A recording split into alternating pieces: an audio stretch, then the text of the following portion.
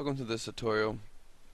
What we're going to focus on here is the rigging portion of our character creation. We've already modeled, textured, we have the normals baked out, and now it's time to take a look at what we can do to put a bone system inside of him, get him skinned, create a rig, so we can actually animate them.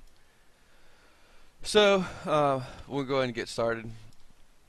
There's a couple of techniques that we can use. If we go to systems, we can create bones, and if we do this method, we have to create each bone one at a time, which is fun. The only thing is I want to show you a different technique that is a little more advanced than just creating bones, because we have this biped sitting here. As we see, we can just create, and the great thing about this biped is that just like our character, he already has 2 arms, 2 legs. We can give him a predetermined amount of fingers, spine, head, so he's kind of ready to roll already. All we gotta do is turn this into our character. We also had the ability to, when we use biped, to actually use Character Studio, which is a way of animating. But I want to show you how we can use biped to create our bone system and rig it like we would normal bones. And if you're not really sure what I mean about this, stay with me, and I think that you'll be able to grasp what we're doing. First thing I'm going to do is go to display, and I'm going to hide my lights just because I don't really feel like looking at them. Next, I'm going to go into my front view by hitting F, and I'm going to turn my display off by hitting 7. I don't care what my poly count is anymore. And now in here, excuse me, in the front view, what we're going to do is click on biped, and one of the things that I can see is his feet are below the ground plane, so I'm going to actually select on everything to include his eyes, and I'm just going to move everything up to where he's actually standing on the ground plane. Okay, so we're going to take our biped, and we're going to create it starting from the center of the world like this, and then we'll just drag straight up. And probably I'm going to stop where I see the clavicle is about where his clavicle should be. I'll stop there, and I'll go to my move tool to get out of biped creation, and I'm going to turn off the turbo smooth for all my objects. Just turn them off.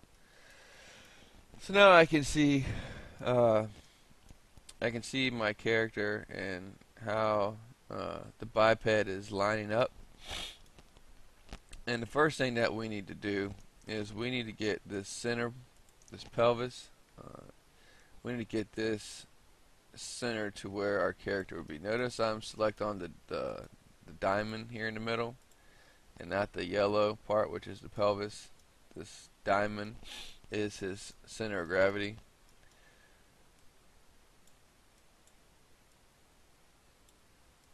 And go to the motion panel, and then down to track selection, so we can actually move it down vertically, horizontally, and we can rotate it.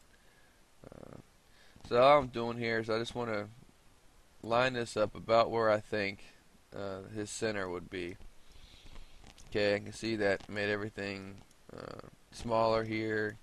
His legs are longer, but it's easy to fix this problem. But what we're going to do now, before we start scaling or doing anything, is we're going to go into figure mode, and we see that immediately popped him, that moved him again back to where he was originally. And if you're unfamiliar with figure mode, let's just this isn't going to be a video on biped and Character Studio. Let's just say that if you've never used biped before, Figure mode is the mode that you go into to actually change the biped bone system to fit your character, which is what we're doing now. And then once he's done, you get out of figure mode, and then you can animate him and take advantage of all these wonderful controls we have here: copy and pasting, postures, key in, planting keys, planted keys, slide keys, and selecting opposite tracks and different things like that. So we're going to stay in figure mode, and I'm going to go ahead and move him down again. Just move him. And one of the things that I'm going to do is I'm going to, down here, I'm just going to right click and center that. The X and the Y I see is centered. The Z right about there is looking pretty good to me. The biggest thing is you want to kind of think of where is the center of the pelvis of the character going to be, because this yellow piece is the actual pelvis, as you can see. And we can scale this, and by scaling this you see that our legs, the rotating point of our legs are getting adjusted, and we can scale this so that the center point of our spine is getting adjusted. And if we go into the left view, we can see that the whole thing needs to be moved. So go ahead and do that.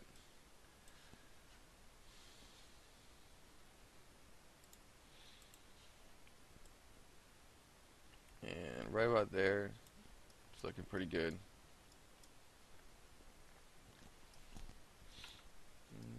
Centered. Okay, I'm going to go ahead and start with the legs first. So go into rotate, and I'm going to switch it to local rotations. And now I'm going to actually get out of our orthographic views, and this is where I want to actually take advantage of selecting a piece of our character, hitting Alt X to make that part see-through.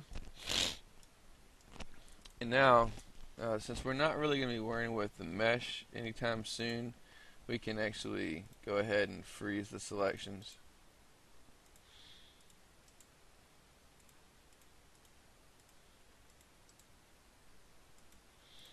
So now we can't pick on, we can't pick on our character mesh at all. And I'm actually going to get rid of the lights, just so we're back to default lighting, which is preferable in my opinion. As we see, we don't see the dark side anymore, and plus that lighting scheme really meant nothing. One of the things that we're going to do now, before we start really getting heavily involved in the positioning of these limbs, I can see by looking at his hands that he has one finger and one digit. So we're going to go down under structure, and here we can, as you can see, we can set up all kinds of things. We have the ability to set up how many spine links he has, how many neck links we're going to give him, tail links if he had a tail, ponytail links, which ironically enough our guy actually has. So I'm going to say 1 and 1.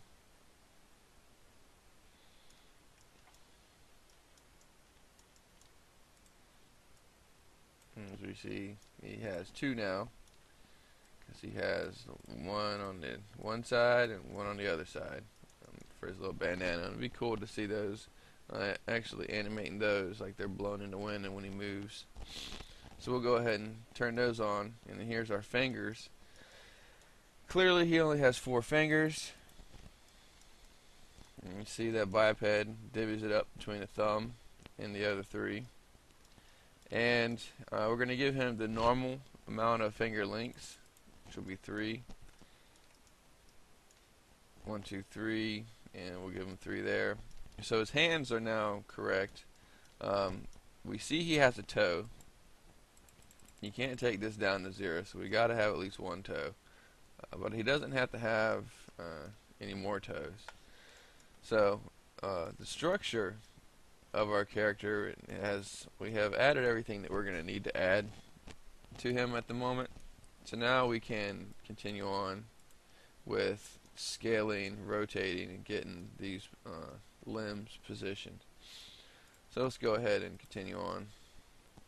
So we're going to rotate, and I'm just going to rotate this leg straight, and then I'll rotate it out, and let's rotate this leg back. Okay, and what we need to focus on here, the great thing about, let's go, I want to unfreeze all. I can actually hide what I don't need right now because we haven't attached them back together. So I'll hide everything. So now I can just focus on my legs. And I'm going to just rotate that arm up, get it out of my way for a minute.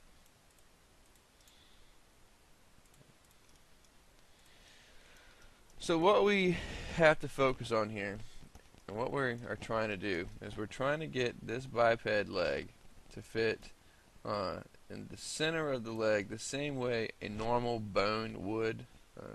So if we could envision the actual bone of this guy's leg, where would that bone be? And I think I'm pretty happy with the angle of it. I feel like it's actually pointing to where his kneecap is, but it's going too far out. So I'll scale back on the X like so, because now I'm trying to make sure that this shin bone is going to go back through his legs accurately. And maybe rotate that. Okay, rotate this leg. As you see, we can scale this out like so. And I'm not really going to be too worried about getting this bone to fit everywhere, especially like up here. This is going to actually be the toe, so I'm going to pull this back.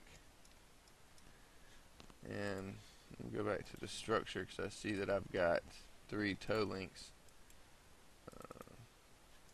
So we'll take that back to just 1. And we'll just scale this out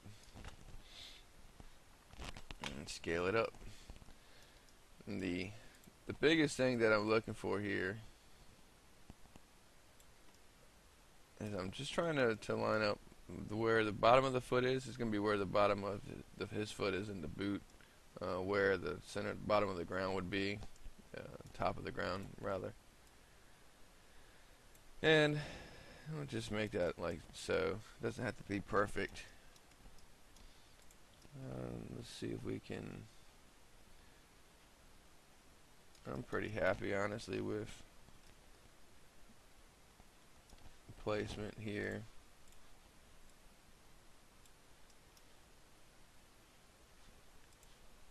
Can also just pick right on the foot, move it wherever it needs to be, and I think that's actually pretty good placement.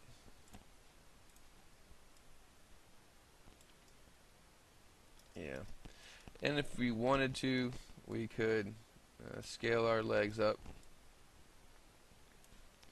to match the character a little bit. And I mean, I would recommend this. I wouldn't leave the biped the size that it was, by no means. But I wouldn't, don't be concerned with taking it all the way out. The biggest thing, like we said, is just focusing that where the kneecap bend is about where the kneecap bend is on our character mesh. Those are the important things, because everything else we can fix. So I'm pretty happy with that leg.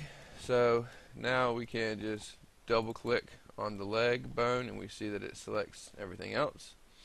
Come down to copy paste and hit this little button here that says create a collection, and then come down here, it says copy posture. So click that and we see that it copied that whole leg, and we come here to paste posture opposite and we see that that leg is now done as well. And I like to just look it over, verify that it looks like it's, it is truly a mirror of the other one, because sometimes if you move the leg around a lot instead of rotating, that the pacing of the opposite will actually get a little messed up. Won't be exactly where it's supposed to be.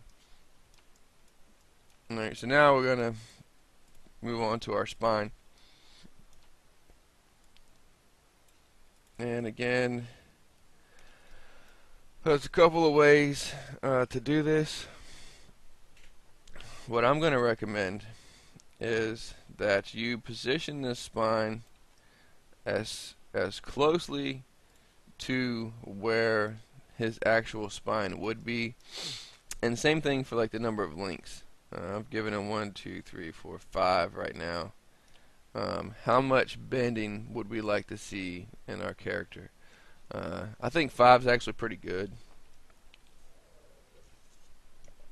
I think that if we go to like the 3 or 4, it'll work, but you won't be able to see really great rotations, I don't think, if we try to get them like bent to the side. I mean, it's still possible, and it's just, I guess, just the way that I've kind of come to believe and how I want to do things myself as I've gotten farther into my career here as an animator or whatever. But I will make the spine links just a little bit bigger. I'm not concerned with them completely fitting inside of our character. Just a little bit bigger, since his stomach and everything is so much bigger than the spine. I'm just going to increase the size a little bit. Okay, now we'll start rotating the spine into place. And I can already see that while this amount of spines looked good, I can see that I'm not quite reaching all the way up. So the first thing that I would do would be to scale on the X just a little bit, trying to do them all the same.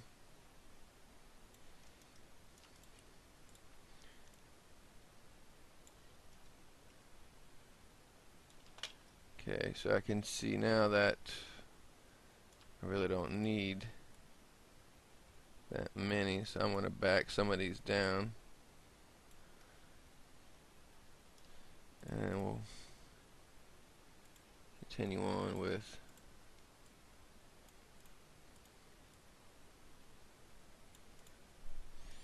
maybe do this in the left view so we can be pretty certain.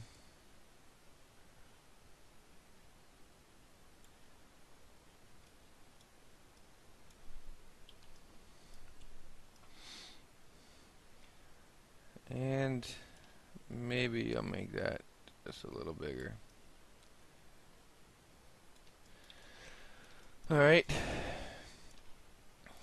Now I'm going to pick on one of his clavicles. And this is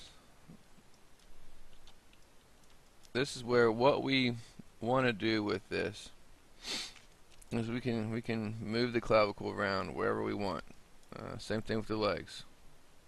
Oops. Apparently not. Oh, that's right, legs are different. But we can move this, and what we're going to do is we're going to position this clavicle piece, the same place that the clavicle bone is joining and where it is on the mesh, and where it is on the mesh is right about there. I'm going to scale this out for the length of where it would be, and we'll rotate it back, and about like that. Looks pretty good. And let's unhide our arms, okay, so I can see where they're going. And I want this to try to be, let's unfreeze all. I'm actually going to hide the stomach now, so I can focus on getting this arm placed correctly. We want the clavicle bone to come back into the middle of the arms, so that when we rotate the arms down, that it looks like they're actually going to flow the way the arm should. And I think that's actually going to work pretty well. So let's just unhide them all. Okay, so I'm going to freeze that one. And we'll get into the hands here in a minute, so just go and freeze everything.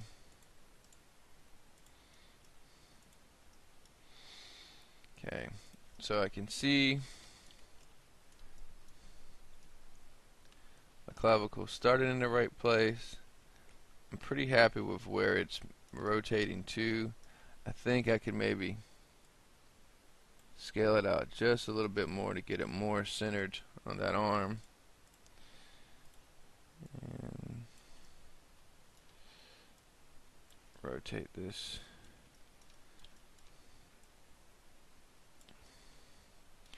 Okay, so now here I can see, looking at this angle, rotating the arm down like this isn't really following the way that the skeletal structure is. So I'm going to pull this back a little bit more, because that's more the angle I'm happy with as far as that arm is concerned.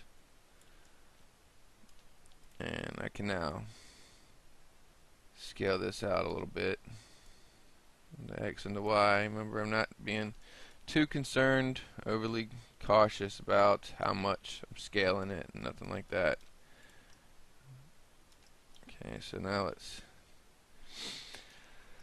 Okay, and I can see that my hand is facing the opposite way.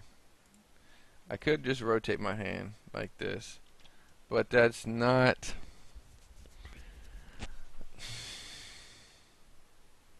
It's not really what is happening here. It's not that his. It's not just that his hand has rotated. But to keep things simple for now, I think that I'll go with that. Just make sure that it looks like we're lined up here, which I believe we are. So now if I scale this down, I can look to see where my hand is, and is my hand centered? Notice I can't rotate this arm, but I can move this hand. And let's say we scale this up.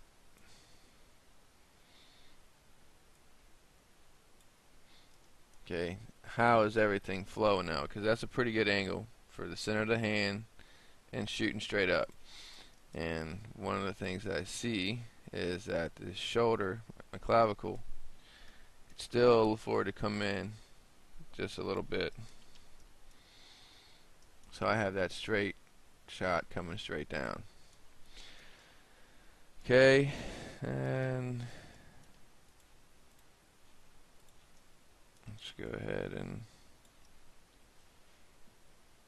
rotate that back, and it's looking like that's really not helping. Looks like that arm is going through there pretty well. Again, I'll scale it just a little bit.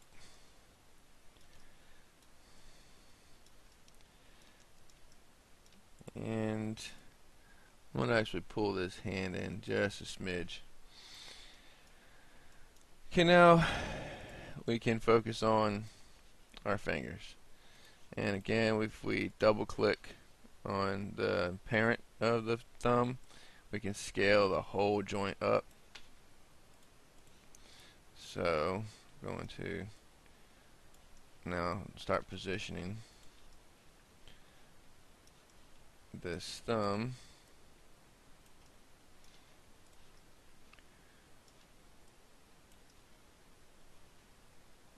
And I can see that my thumb, the thumb mesh, is following an angle, something like that.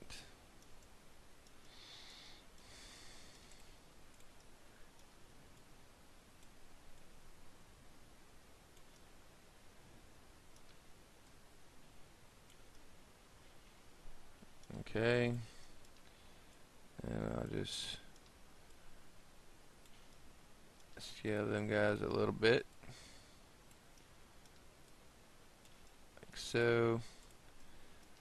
Because normally, I don't know if I've mentioned this yet, but you try to scale the bones, the underlying bones, to fit the mesh as best you can, as closely as you can. The only problem is that you can spend a lot of time trying to get it perfectly inside the skin, and you're still going to have to tweak the rigging in the skin modifier, how the vertices are weighted to everything. And I would much rather spend my time on that than worrying too much with the way that these fingers, are not. They're underneath the mesh, not completely on the surface. I'd just much rather spend my time later worrying with that and just get a close representation of what the bone structure probably would look like. Okay, I'm going to now copy and paste. Didn't want to do it, huh? Could have swore we could copy that one. No, because it's just finger 01. Not a biggie. Another reason why I picked the character, which is 3 fingers.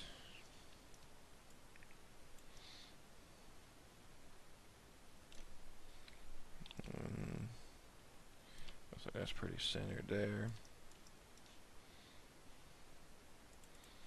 And let's go ahead and get this finger eyeballed.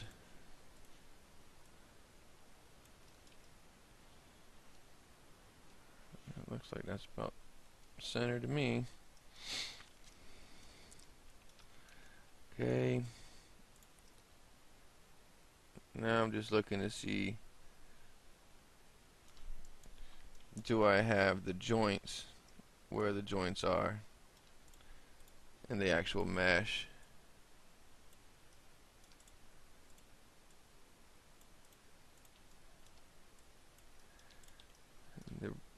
Those are pretty close.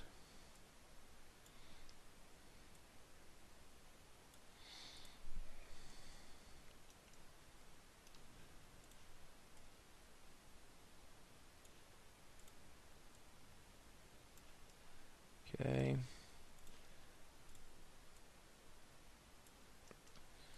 Now we'll just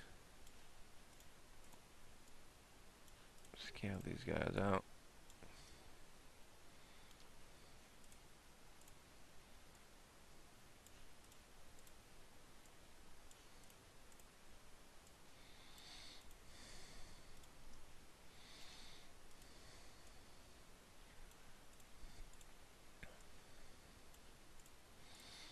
I'm not doing them all at the same time because I don't want, because each one might be scaled a little bit differently.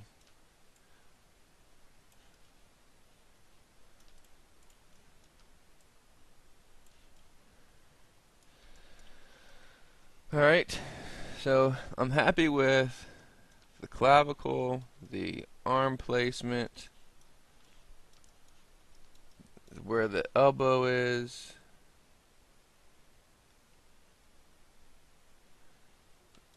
the hand,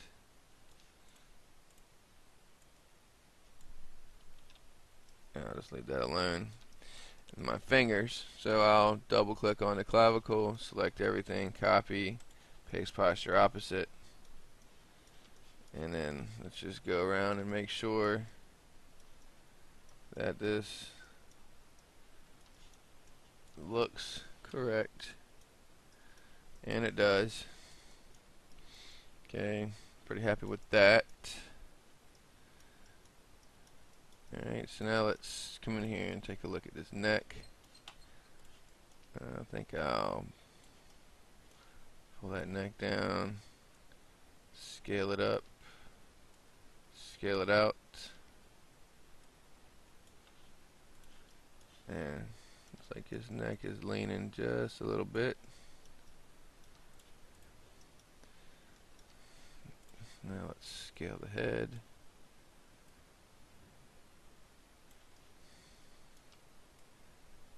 Again, I'm not being too concerned about it actually fitting.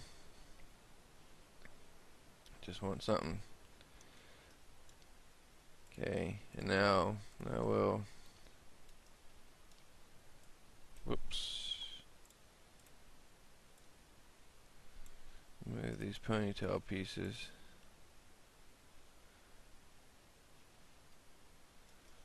And you can see that there's actually two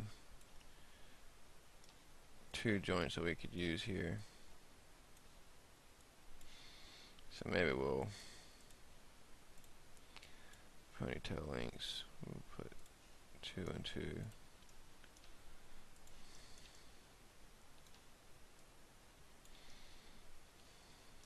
Okay. And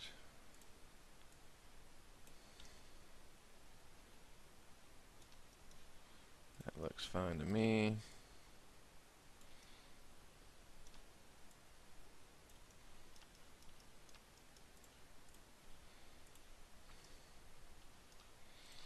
Maybe we'll scale that in.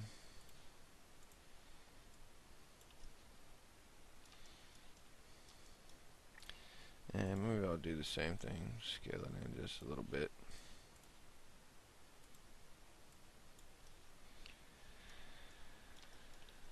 Okie dokie. So that is the basic, or the first stage of creating the bone structure. I'm just going to give it all another look over. I'm pretty happy with that. So I think we'll go ahead and call that a video. That's all I really wanted to show in this one. So you see we've used biped to quickly create our bone structure, and the biggest reason is taking advantage of the copy paste. If we would have created bones, we would have had to have started from here and then create legs, on and on and on. And by biped, we actually get all the appendages we know we're going to need. We can customize it, like you see with the ponytails. We can, and once we do one side of the body, we can just simply copy and paste it to the other side, which is a huge benefit. And I think that's about it for now. So in the next video, we're going to look at the next step that we're going to do in the rigging process, and I think that you'll like the next one pretty good. So I'll see you next time.